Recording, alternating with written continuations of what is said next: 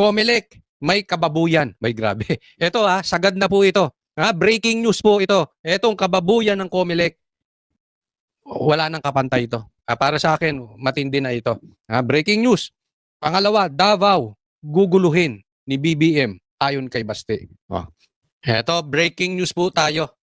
Tingnan nyo pong mabuti. Ito ay post ng COMELEC sa kanilang page. Chinek ko po ito at confirm po galing mismo sa kanila.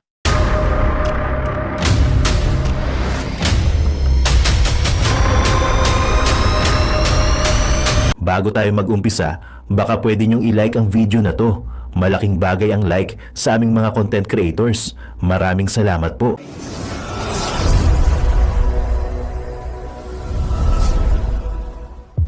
Matapos diniklarang natalo sa 2025 midterm election na tumakbo bilang kongresista ng 6th District ng Maynila na si Benny Abante, ay ito ang nakakagulat at halos hindi makapaniwala ang taong bayan nang biglaang idiniklarang itong nanalo at balik kongreso na umano ang 6th District Manila Representative na si Benny Abante sa kadahilan ng pinawalang bisa kasi ng COMELEC ang Certificate of Candidacy umano ng katunggali nitong si Joey Chuaoy dahil sa issue ng citizenship. Pero ito ang good news, pwede pang iapila ni Chuaoy ang desisyon ng COMELEC. Ngunit tila katakataka matapos i-delete di umano ng COMELEC ang lahat ng files na related sa May 2025 polls at saka pa inanunsyo at iniklarang panalo itong si Benny Abante at ang rason nila ay para daw may transparency. Ngunit tanong ng ilan sa ating mga kababayan, papaanong maging transparent ang COMELEC kung kayo mismo ang nag-utos na ipadelete na mismo ang mga file na pwede umanong maging source ng ebidensya sana na maaring gamitin sana para maimbestigahang mabuti kung ano ang nangyari sa 2025 midterm election. Tila duda at kuni-question din ng marami sa ating mga kababayan ang biglaang pagkakansila ng registration ng Duterte Youth Party List ngayong wala naman daong basihan di umano ito para ikansila ang nasabing party list. Gaano kaya ito katotoo mga kababayan? Ating alamin. Pero bago ang lahat, kung bago ka pa lamang sa aming channel, please huwag kalimutang mag-like, subscribe at i-click ang notification bell para mas maging updated ka pa lalo sa lahat pa ng bagong video na i-upload namin. At eto na nga mga kababayan, matapos idiniklarang nanalo ang Manila Representative na si Benny Abante at ang pagkansila ng registration ng Duterte Youth Party List ay tila wala na raw di umanong delikadesa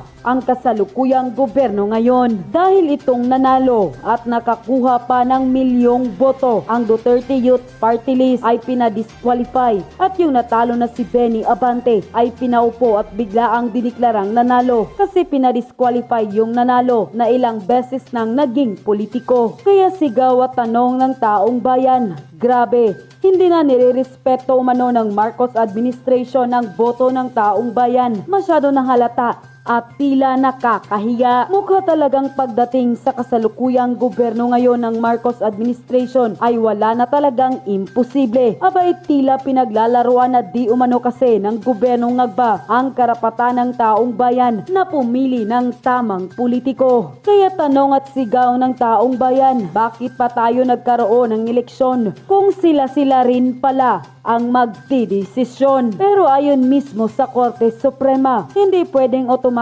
i-declare no winner ang second placer dahil hindi naman pwedeng sabihing elected representative umano without winning the vote. If a candidate certificate of candidacy COC is declared void ab initio, void from the beginning, after being proclaimed and sworn in, the second placer cannot automatically be declared the winner. The Supreme Court has made this clear. Votes for the disqualified candidate are considered stray, and unless the second placer proves in the House of Representatives Electoral Tribunal that they received the highest number of valid votes, the seat should be declared vacant and a special election may be required. So how then did Benvenido Benny Abante get declared as a duly elected representative without winning the vote? Unquote. Hindi ba't tila garapala na ito at ang kapal? Kaya't komento pa ng ilan sa ating mga dismayadong mga kababayan. Delikado, naaapakan na yung demokrasya ng bansa natin. Yung mga nanalo, pwede na palang ma-disqualify. Tas yung natalo, yun ang ipapanalo nila. Alam naman ni Abante kung sino ang gusto ng mga tao sa district niya. Kung meron pa siyang hiya, huwag niyang tanggapin yan. Matagal na politician yan, si Uy. Sus Mariosep naman, kawawa na talaga ang Pilipinas. Ano na ba ang nangyayari sa Pilipinas? Garapala na ang mga kawalang hiyaan sa Pilipinas. Grabe ang garapalan ngayon. Harap-harapang pangbababoy sa boto ng taong bayan. Ang totoong nanalong kandidato, dinidisqualify nila. Hay, ano nang nangyayari sa bansa natin? Ang imposible, pwede na ang posible. Comelec, may kababuyan. May grabe. Ito sagad na po ito. Breaking news po ito. Etong kababuyan ng Comelec, wala nang kapantay ito. Para sa akin, matindi na ito. Breaking news. Pangalawa, Davao, guguluhin ni BBM ayon kay Baste. Ito, breaking news po tayo. Tingnan nyo pong mabuti. Ito ay post ng Comelec sa kanilang page. Chinek ko po ito at confirm po galing mismo sa kanila. Okay? Basahin po natin. Meron dito about Duterte Youth Party List. Mamaya po natin pag-usapan itong Duterte Youth Party List. Pero ito po ang pag-usapan natin, itong matinding kababuyan. Okay, docket number SPC number 25-006. Luis Joey Chua Uy. Yan, name of respondent. Position vying for member House of Representatives, 6th District of the City of Manila. So bilang congressman, respondent Luis Joey Chua Uy. Chua Uy. Respondent is considered a non-candidate and his COC is void ab initio. Ibig sabihin po nito, yung kanyang pagkandidato, ang ibig sabihin ng void ab initio, from the beginning, sa simula pa lang, void na. So parang ang ibig nilang sabihin dito, yung pagkandidato ni Joey Chua Uy sa simula pa lang, wala na. So na-proclaim na, binawi pa. Proclamation of respondent is annulled. Bienvenido Benny Mirando Abante. Ito na yon. Si Pastor Abante yung merong dila, ganon. Yung tatay ni, yung pitit, attorney Princess Abante. Yung pinost ni BP Sara na may picture na nakaganon. Nakadila, nagalit siya. Yung aso ni Tambaluslos dyan sa kamera, miyembro ng Quadcom, Tricom, lahat ng Comcom, basta tagatahol ni Tamba na si Pastor Abante, declared as the duly elected member House of Representatives, 6th District of the City of Manila. Matindi po ito. Alam nyo nung nakita ko to, sabi ko, hindi naman siguro totoo yan. Baka fake news na naman yan. Baka gimmick na naman nila. Kasi yan po ang style nila. Sa kanila mismo manggagaling ang fake news sa kampo. I'm not talking about Comelec. Sa kampo ng mga galit sa Duterte, sabihin na lang natin ganon, sila maglalabas ng fake news, tapos isi-share ng mga Duterte, tapos sasabihin tayo fake news. Pero sa totoo, tanim po nila yung fake news na yon. So ako ine-expect ko, sabi ko, fake news naman siguro ito. Dahil sobra naman yan. Kung yung mga ginagawa na nila dati ay matitindi na, sabi ko ito sobrang tindi na ito. Sobrang tindi na ito na lehitimong kababuyan na tong ginagawa nyo, Garcia. Kung totoo ito. Sabi ko hindi, umaasa pa ako parang parang umaasa ako sa wala. Umaasa ako sa milagro. Umaasa ako sa kabutihan. Really, ito sinabi ko, sobrang kababuyan yan, that is too much evil. Meron naman siguro natitirang kabutihan dito sa loob ng Comelec. Meron naman siguro natitirang kabutihan sa budhi ni Garcia. Disuchinik ko sa Facebook mismo ng Comelec. Sila mismo nag-post. Antindi na ito. Mga kababayan ko, ito po ay lantarang garapal na po. Kung bagat sa panggagahasa, meron yung nanggagahasa ng patago. Inililihim. Itong ginagawa ng Comelec na ito, ito ay panggagahasa sa gitna mismo ng kalsada. in broad daylight. At maraming nanonood. Sobrang kababuyan po. Para sa akin ha, ganyan po katindi ito. Kasi yung ginawa nila dito sa Duterte Youth Party List, obvious na. Sobra na. Tapos dinagdagan pa nila ito ng ganito. At alam naman natin ang karakas ni Benny Chua. Ay, ni Benny Abante. Di ba? Alam naman natin ito eh. Ito'y lantarang taga-tahol, aso ni Tambaluslos. At malaking bagay para kay Tambaluslos to si Abante. Talagang ito, makapalang mukha na ito. Talagang pati babae, pinapatulan na ito. Ipinahihiya na ito sa Quadcom, diyan sa mga hearing diyan sa Congress. At kailangan niya ito. Tingnan mo. Ano tong ginagawa ni Tambaluslos? Kumuha siya ng tagapagsalita, yung anak ng Congress. House Speaker siya, Speaker of the House, kumuha siya ng isang tagasalita. Meron pa siyang tagasalita nung mga prosecutor naman, yung mag-uusig sa impeachment ni BP Sara. At alam natin ang kalidad nito si Pastor Chua, pastor nila yan. Ha? Ito lantarang pastor ito siguro ni Tambaluslos. At ang naging sugo niya sa kadayaan, Comelec. Isipin mo, talo to. Talo, ipupwesto ng Comelec.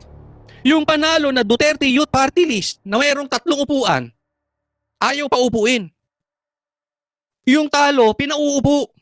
Binabawi yung proclamation.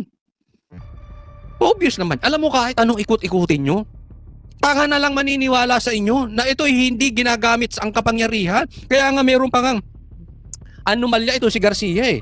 Na di umano ito'y nagpapabayad, na patungkol dito sa panalo, etc.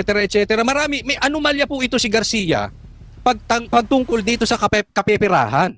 Okay? Yan po ang sabi nila. So nagdudugtong-dugtong eh. Hindi mo ma-deny na it's too much of a coincidence. Tingnan mo, abogado to ni Marcos. Abogado niya ito na ipinagtatanggol si Marcos noong dayaan, noong panahon ni Lenny, yung pagtatalo nila sa Vice President. Isipin mo, ikaw ang tagapagtanggol. Nang di umanong sinasabi niyong nadaya kayo nung eleksyon, nung pagka-Vice President. So dapat alam mo yung feeling, Garcia. Tapos nung napunta kang Comelec chairman, ganito ang pinaggagawa mo. Nananawagan ng manual recount ang mga Pilipino. Anong ginawa mo? May pinabura ka mga data. Parang nyo sinasabi, wala kaming pakialam sa inyo. Kami ang nasa kapangyarihan, kami ang matigas. Ako ang nakaposisyon, manahimik kayo, walang manual recount, tinatapos ko na ngayon. Hindi kami makikinig sa inyo. Ganun ang pinapalabas nitong si Garcia. Ganun po. Kasi may mistulang reklamo. Ang bilis na nakikinig ng bura. Yung talo, pinanalo. Yung panalo, pinatalo. Eh wag na tayong magbotohan. Ikaw lang pala mag-uupo eh. Isipin mo, ilan ang natanggap? 2.3 million ang natanggap na boto ng Youth Party List. Hindi mo pa uupuin? 3 upuan yan. Sa madaling salita, 3 abante yan. 3 congressman ang uupo dyan. Nagdesisyon, 2.3 million na Pilipino nag-decide. Gusto naming umupo yan. Duterte Youth Party List. Tapos ikaw lang magdi-decide, ayaw mo pa upuin? Ang lakas mo din. Isa katumbas ng 2.3. Tapos yung talo, pinanalo mo pa uupuin mo? Ano kalukuhan? Huwag na tayong magbotohan. Ewan ko sa inyo ha. Ako'y nawawala na ng pag-asa sa ganito. Ba't pa tayong magbobotohan? Isang tao lang pala masusunod. Oh. Masisisi mo yung taong bayan, wala nang tiwala sa inyo. Alam mo, nangangampanya kami sa Amerika, nangangampanya kami sa probinsya. Alam mo sinasabi sa amin doon? Hirap na hirap kaming magpaboto, lalo na sa mga OFW. Bakit dinadaya nyo lang daw? Sabi ko, wag, gawin nyo pa rin yung trabaho ninyo. Ayaw nila maniwala kasi hindi raw nila nakikita yung boto nila. Online, bigla-bigla naging online, wala daw sa batas yun. Sabi ko, hindi, mayawa ang Diyos, gawin nyo lang yung gagawin nyo. Wala nang tiwala taong bayan sa inyo tapos ganyan pa ginagawa ninyo mga animal. Tapos ihisiin nyo sila wala silang tiwala sa inyo. Kaya nga ayaw na ng tao ng eleksyon eh. Pinipilit na nila si BP Sara kuhanin. Umupo na. Sabi ko wag. Basta boto pa rin tayo. Hinabol ko yan, umuwi ako para lang bumoto. Ikaw lang pala masusunod. Grabing pambabastusan na yan. At hindi lang pambababoy yan. Harap-harapang pambababoy na yung ginagawa ninyo, Comelec. Ano ba naman kayo? Ano bang gagawin natin sa mga ito? Ewan ko, kayo ilagay nyo dyan sa comment section. Talagang ako ayoko nang maniwala sa mga nakikita ko. Sobra ng kadimonyohan itong mga nangyayari sa atin. Sagad to. Sagad to. Hindi na sila nakontento. Sino pa ibabalik nyo? Sino pang talunan na congressman ibabalik nyo dahil kailangan ni Tambaluslos? Sino pang congressman? Sige. Sino pang hahanapan nyo ng butas? Sino pang ididimanda ninyo? Sino pang ipakukulong nyo hanapan nyo butas? Butasan kayo eh. Hindi naman kayo batasan. Butasan kayo mga ano. Itong mga ito.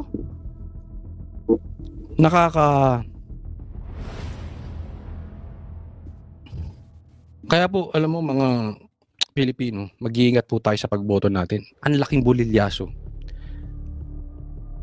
Nung nabudol ang marami sa inyo dito kay Marcos. Ewan ko na lang kung tumahimik pa si Marcos ang nangyayari dyan.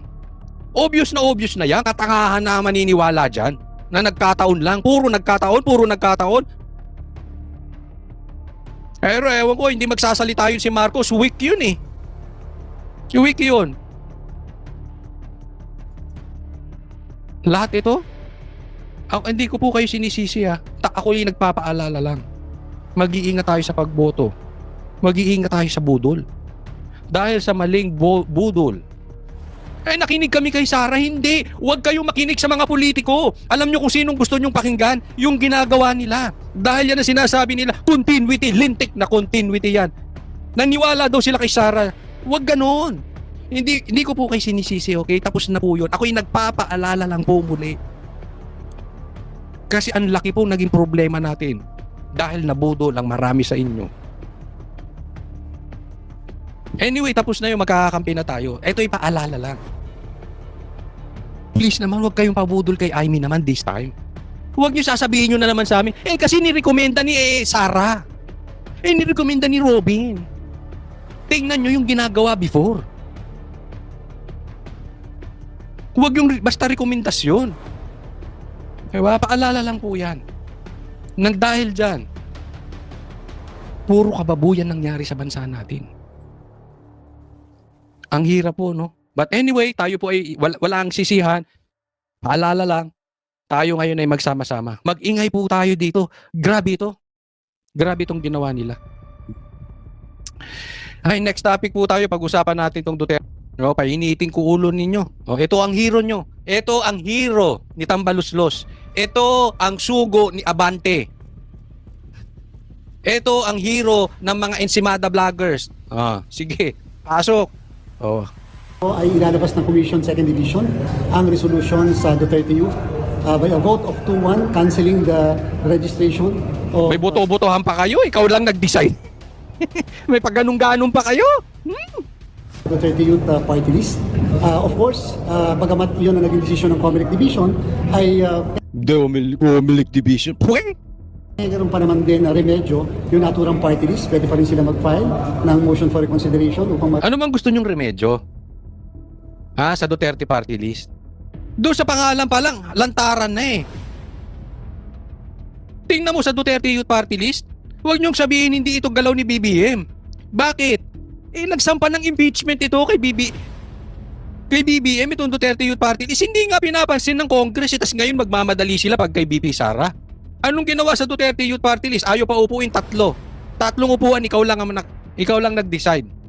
Dahil anong ginawa, wag tayo maglokohan. Sabi ko nga, pangalan pa lang, alam mong Duterte na eh. Allergic kayo sa pangalang Duterte. Yung ulo nga ng Duterte, kinidnap eh. Pinakidnap ng amo mo.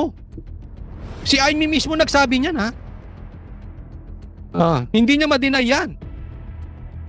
Tapos ngayon, ganyan. Hindi nyo pa uupuin. So, Duterte Youth, ayaw ni Marcos. Benny Abante, pinabalik. Dahil gusto ni Tamba. Lantara naman yun. Sip. Kahit siguro magdroga sa harap niya yan si Tamba Luslos eh. Wala siyang masasabing masama kay Tamba Luslos. No. Halimbawa lang yun, hindi ko sinasabing nagdodroga si Tamba. Pero ganyan kasip-sip niya kay Tamba, kahit magdroga sa harap niya yung si Tamba, ang sisisihin pa rin kasi kasalanan mo, Sara. Ikaw ang dahilan ba't nagdodroga yan? Ganun ang sasabihin nun. Ganun po kasi sip yung Abante na yun.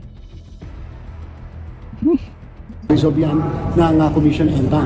Yung presiding commissioner ay nag-dissent doon sa naging majority decision ng dalawang miyembro ng division. For the information of everyone, ang original na decision ay ang ponente ay ang presiding commissioner, subalit nag-dissent yung dalawang miyembro ng komisyon, kaya naman nire-raffle ito upang mapunta doon sa isa sa dalawang nag-dissent. Kaya Ang haba ng explanation niya, no? Naniniwala kayo dito? Another coincidence? Minus Duterte plus Tamba Luslos, nabawasan ng Maka Duterte, nadagdagan ng Maka Marcos, nadagdagan ng Maka Tamba Luslos. Huwag nyo kaming paikot-ikuti. Alam mo yung sinasabi nitong mama na to? Tanga kayo mga Pilipino. Ganun po. Ginagawa tayong tanga at kaliwat kanang tanga rito. yung isa sa mga nag-dissent, ginawa na niya ang kanyang majority decision upang maging majority decision siya, na kung saan yung presiding naman ang nag-dissent doon sa naging decision po. Alam mo, marami kang nakasampang kaso. May mga anomalya ka. Siguro hindi natin masisi pag ito hindi sumunod sa mga boss niya. Alam naman natin gumaganti sa kaso yung mga yun. Ginawa yan kay Pastor, ginawa yan kay Sara, ginawa yan kay Tatay Digong, ginagawa yan kung kani-kanino, even yung mga mayor, yung mga politiko dyan sa Cebu. Diba? Pag ayaw pumanig sa kanila, kasuhan. Ito, mayroon to mga magiging problemang kaso to. Ha? But since natatakot siguro ito, ha? Wala siyang magawa, easy target siya. Susunod na lang. Pero kung ako sa'yo, mas mabuti pang lumayas ka dyan kahit na maligo ka ng kaso, at least meron kang pagkalalaki. Nanindigan ka. Nila. Meron din po ilalabas na isang desisyon. I think isang kandidato na nanalo for congressman dito sa Manila ang Di ba? Ang lupit nila, ang lupit. Sagad, no? Oh, ito pa isang malupit. Tingnan naman natin. Ito discuss natin, may pasabog si Mayor Baste. Hindi na nabigla si Davao City Vice Mayor-elect Baste Duterte sa pag-alis ni Police Colonel Marantan bilang City Director in Davao City Police. Para sa Vice-Alcalde, bahagi ito ng umiiral na politika sa lungsod. Si Jean Domingo sa buong detalye ng balita. Marantan was here. Sa panayam ng media, kinumpirma ni Davao City Vice Mayor-elect Sebastian Baste Duterte na nakausap niya si Davao City Police Office o DCPO Chief Police Colonel Hazel Marantan bago ang formal na pag-alis nito sa pwesto. Ang dahilan dahil daw sa health reasons. Ayon sa Vice-Alcalde, maayos naman na naging pag-uusap nila at iginit niyang hindi na siya nagulat sa mga pangyayari lalo na sa nagdaang eleksyon. When Marantan was here, if he's still here, he did okay. He did everything that he could, to be fair. Yan. Eto si Marantan po ay nag-resign, no? Dahil daw sa kanyang pang-medical na kondisyon. At hindi po ito normal. At the same time, normal po ito sa napupulitikang nakaposisyong opisyal. Kasi kahit naman yung mga sekretary, di ba? Pansin nyo, yan ang mga health, yan ang mga reasons, yung kunwari ay pangangalagaan ng kanilang kalusugan, meron silang sakit, pero sa katunayan, pinagre-resign na. Sabi nga ni Baste, ito ay political. Galing to kay Mayor Baste mismo, sinabi niya. No? So, sa ngayon, hindi pa natin alam kung bakit nag-resign to si Marantan. One thing for sure, hindi gagawin ng isang pulisya na maganda ang posisyon, na maganda ang kalalagayan niya sa lugar na yan. Alam naman natin, maganda dyan sa Davao eh. At fair ang mga Duterte. Hindi lang fair, talagang gugustuhin mo magtrabaho for them. Kaya lang, siguro nakikita nila na itong si Marantan ay hindi all out sa gobyernong Marcos. At ito ay mayroong posibleng pagkiling sa mga Duterte. For now, hindi pa ito malinaw. Pero, yun nga ang sabi, ito ay siguradong politika. At meron silang ipapalit dyan. Yun ang delikado. Dahil ang gusto ng gobyerno na ito, especially when it's about the Duterte, when it's about the Davao, they want control. Because alam nila ang Davao ang kaharian ng Duterte. And possibly, sa Davao mangyayari lahat ng ikasasakit ng ulo nila. So they want control. They want control sa Davao, they want control over the Dutertes. Kaya nga pinakidnap si Tatay Digong di ba? So I wish him luck in his career and more power to him. Dagdag din niya na hindi na siya umaasa na siya ay pagkakalooban ng pagkakataon na makapili ng bagong city director kahit pa ito ay pinagkaloob sa kanya ng batas. They will never allow it. Kung maalala nyo, last year, they changed 3 city directors in 2 days without my consultation. Yan. Dapat kasi ang pumipili ng mga city directors, yung mayor. Pero anong ginagawa nila? Pinagtatanggal. Ngayon, mayor ulit si Baste, siyang tatayong mayor kasi si Tatay Digong ay mayor pero wala siya dyan. So sino dapat ang pipili? Si Mayor Baste pa rin. Siya pa rin. Pero hindi na siya umaasa. Kasi nga grabe dito. Kung kayang gawin ng COMELEC ng harap-harapan sa taong bayan na yung talo pauupuin at yung panalo hindi pauupuin nang hindi umiimik yung magpinsang sinasabi nilang sindikato, pati dyan sigurado wala sila sila maglalagay dyan na lantarang manggugulo sa Davao. Pakinggan nyo yung sasabihin ni Baste, manggugulo sa Davao at gusto nilang makontrol ang mga Duterte. And under the law, the city mayor should, be allowed to choose kung sino yung city director niya. Like I said, that is because of politics. And this administration is against our family name. Hindi na rin inaasahan ng nakababatang Duterte na bibigyan pa siya ng shortlist o opisyal na rekomendasyon para sa susunod na city director. I am not expecting it. Let them do whatever they want. Binigyang diin Kahit ako hindi ako maniniwala. nakikita naman daw ng mga taong sitwasyon sa lungsod ng Davao sa pamamagitan na nagdaang halalan. Anya kung nagtagumpay Kasi alam nyo, mamaya magpapakita sila ng listahan doon pas papipiliin si Baste pero hindi naman siya masusunod. Maniniwala ka pa ba dyan sa taong nagsabi na hindi niya papapasukin ng EDCA pero may EDCA? Walang baril sa KOJC. Hindi niya papapasukin ng ICC pero kinidnap si Tatay Digong. Naniniwala pa ba kayo sa sasabihin niya? I don't blame. I will not blame Mayor Baste kung wala siyang tiwala na dyan sa mga yan. Walang isang salita yan. Walang palabra de honor yung pamilya na yan. ang administrasyon sa pagsabotahe sa kanyang termino bilang alkalde, di sana nasa kabila ang mga boto at wala sa kanya. Tinanong naman si Duterte kung ano ang kanyang inaasahan matapos ma-relieve si Marantan. Chaos. Yan, gulo. Chaos, gulo. O yan ang pagkakaunawa ko dyan. Ano pa bang pwede niyong salitang magagano sa chaos? Gulo.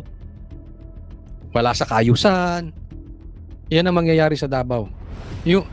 Sabi ko nga, hindi pa natin alam ang punot dulo ng totoo. Yung hindi kalokohang rason ng totoong rason ni Marantan bakit siya nag-resign. Pero napaka-imposible na walang kamay dito ang presidente. Napaka-imposible nun.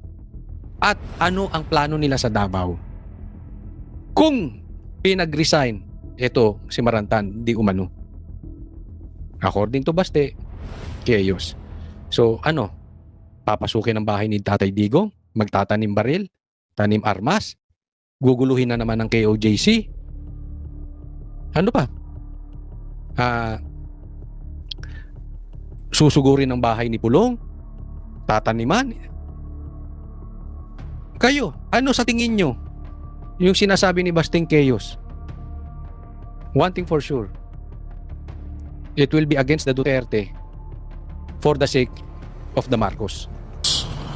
All over again. I'm sure they will not stop. Ano ba? Okay. Okay raman, anad na ko. Oh, no. I'm used to it already. They will, pareha na ron, itubag na po ito, mag-imo na po na sila. Tingnan, basahin natin, kasi Bisaya hindi ko nakain. Katulad dati, sumagot ako, gumawa naman sila ng problema. Gumagawa na naman sila ng problema. Oh. Problema, sagdi lang. Pero meron talagang katapusan ng lahat. Ay, sabi nga, there will always be a day of reckoning, sabi nga ni PRRD. Nakikatapusan yun ang tanan.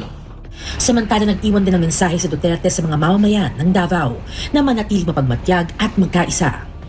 Kita mga Davawin nyo, we are known to be very resilient. Gamay kayo na sila. Sabi niya, kakauti lang sila kumpara sa ating mga pinagdaanan. Alam nyo, matindi po ang pinagdaanan ng Davao. Alam naman natin, kuta ng mga rebelde yan, komunista, NPA, etc. etc. Pero dahil sa galing ni Tatay Digong at sa tulong ng mga taga Davao, na-eliminate lahat yan. At kaya naman mahal ng Davao ang Duterte. It's not lip service. Ramdam mo. Isipin mo sa Mindanao, nagawa yan ni Tatay Digong. Di ba? Mayroong nangyari. So, sanay sila dyan. Sanay sila ng inaapi, sanay sila ng ginugulo, pero sanay silang tumatayo para sa taong bayan. Kumpara sa itong gagian. Just be vigilant. I think we just have to stay united. Just stay vigilant and do not allow injustices to hayaan nyo na mangyari. We have to fight back. Kailangan natin magsalita. Tama si Baste, Mayor Baste. You just have to stay united. Alam mo, tayo mga DDS, tayong naniniwala sa mga Duterte. Huwag na po tayong magwatak-watak. Hindi na po tayo bata, matatanda na tayo. Pakinggan din natin si Mayor Baste. Di ba? Totoo naman eh. Huwag na tayong magkanya-kanya. This is not about us, vloggers. This is not about you. Ito po ay pakikipaglaban natin sa mga Duterte because we know ang Duterte ay lilinisin ang bansa natin at matutulungan tayo maiangat ulit ang Pilipinas. Ganyan ang tiwala natin sa mga Duterte. So wag na tayong magkanya-kanya, wag na tayong mag-away-away. Let's grow up. Let's go beyond this madness, this division. Wag na po tayong magkanya-kanya, tayo mismo magsama-sama na lang tayo dahil isa lang naman ang kalaban. Pahihirapan pa natin ang ating sarili maglaban-laban. And patuloy tayo mag-ingay. Mag-ingay tayo katulad ng ginagawa nitong Comelec, kung tayong basta papayag. Hindi man nila tayo pansinin, we make sure they will hear us sa YouTube, sa Facebook, sa TikTok, at kung saan-saan pa man. Mapablogger ka o hindi ka mapablogger, you can speak. You can shout sa pamagitan ng iyong social media. Paramdam natin na ayaw natin yung nangyayari. At yun na nga mga kababayan, ano na ang masasabi mo? Kung mayroon kayong hinaing at komento patungkol sa balitang ito, please comment down below. Pag-uusapan natin yan sa comment section. At kung nagustuhan nyo ang video, ay huwag kalimutang mag-like at i-share na din para mas marami pang makaalam at umabot ito sa marami sa ating mga kababayan. Maraming salamat po.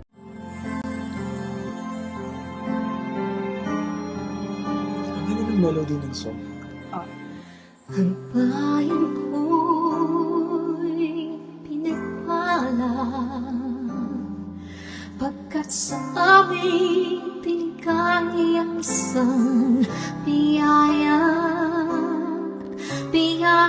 na mag-aahon sa hirap at dilim ng kahapon at sa bawat Pilipino'y magtatanggol sa bayan ko dating laganap pang-api at dusa sa aming mga mahihirap. Ngunit ikaw ay dumating, sagot sa aming mga dalangin. Muli kaming babangon, mabuhay ka na kay Digong.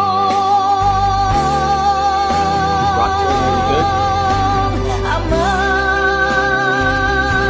maraming salamat. Aming mga mata'y minuhulat, gawain ng masasamay iyong isiniwalat.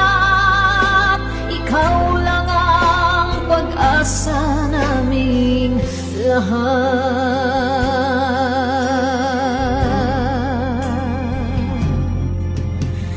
Very Bayan ko, Binamatay niya ako kung iyak ako.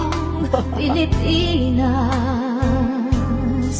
muling makikilala at itataas. Katahimik ay maghahari, sa ating puso'y mamamayani.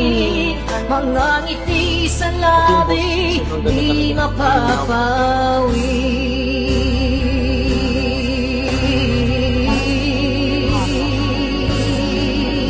Nag-breathing daw.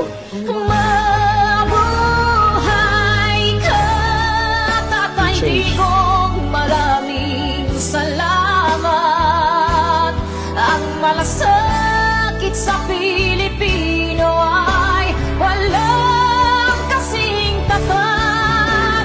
Ika'y paglalaban ng iyong mga anak. Tunay kang biyaya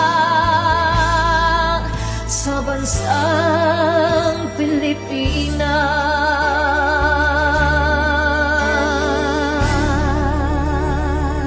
Haba. Gosh. Irene Oy. Mabuti pa ang sardinas, may label. Eh tayo, wala. Oo nga pala. Nay, ito na yung bayad ko sa isa, ano? O, kunin mo yung isa. Isa muna, iyan, no? Tapos, isa pa, di ba? 4 dapat na sardinas, eh. O, yan. 3 na. Pang-4 na sardinas. O, okay na.